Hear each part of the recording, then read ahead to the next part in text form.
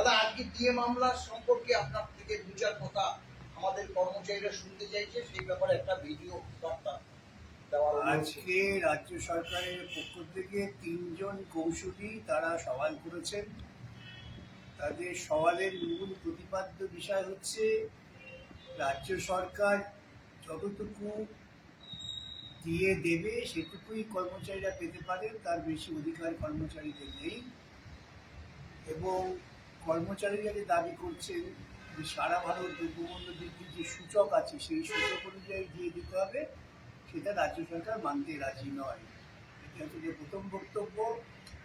আরেকটি বক্তব্য ঘুরে ফিরে আসে, সেটা হচ্ছে যে এত টাকা তাদের নেই, টাকার জন্য নাকি ভীষণ কষ্ট হবে।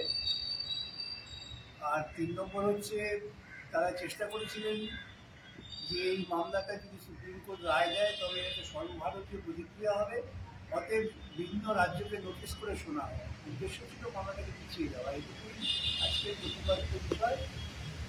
তাদের বলা শেষ হয়ে গিয়েছে। আগামীকাল আমাদের পক্ষ থেকে আমরা আমাদের সওয়াল করব। দাদা, কন্টেম্প পিটিশন নিয়ে কি কোনো আলোচনা তো না, কন্টেম্প পিটিশন কোনো আলোচনা হয়নি। প্রসঙ্গত যখন রাজ্য সরকারের কৌশলী কপিল সিবাল বলছিলেন যে এগুলো সমস্ত অসাংবিধানিক, তখন বিচারপতিরা আস্তে আস্তে বললেন যে আমরা যে আদেশ দিচ্ছি সেটাও সাংবিধানিক, 25% দিয়ে দেওয়ার, সেটা তোমরা দিচ্ছ না কেন?